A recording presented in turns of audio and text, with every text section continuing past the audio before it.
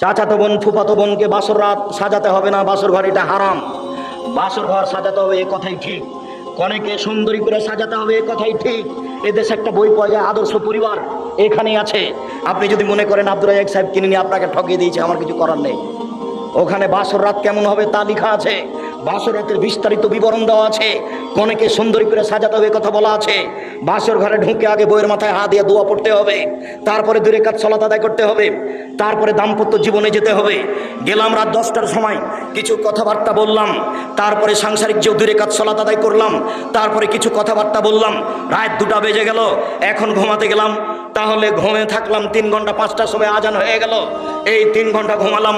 রাসূল সাল্লাল্লাহু আলাইহি ওয়াসাল্লাম বলছেন কবরের সময়সীমা হলো বাসর রাতের সমান, তাহলে মোটামুটি কবরের থাকার সময়সীমা হলো 2.5-3 ঘন্টা, 4 ঘন্টা এরকম হতে পারে। যখনই ভালো মানুষকে ঘুম থেকে জাগানো হবে তখন সে বিরক্ত হয়ে বলবে, আরে এখনই তো ঘুমালাম, এভাবে তাড়াহুড়া করে জাগানো হচ্ছে কেন? তাকে কেউ জাগাবে না তার কাছের মানুষ ছাড়া। আল্লাহ রাসূল বলছেন নাম কানামাতিল আরুসে, তুমি ঘুমিয়ে যাও বাসর রাতের ঘুমানোর মতো, তুমি ঘুমিয়ে যাও বাসর রাতের ঘুমানোর মতো।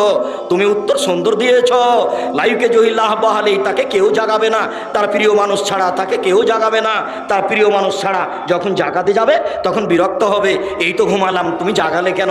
অথচ ঘুমিয়ে আছে 2000 কোটি বছর থেকে, 400 কোটি বছর থেকে, 20,000 বছর থেকে, 50,000 বছর থেকে ঘুমিয়ে আছে।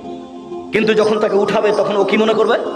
কেবলই ঘুমালাম তো, বাসর রাতের সমান, এই তো ঘুমালাম। যদি ভালো মানুষ হয় তাহলে কবরের সময়সীমা বাসর রাতের সমান, আর যদি ভালো মানুষ হয় তাহলে বিচারের মাঠের সময়সীমা কতটুকু?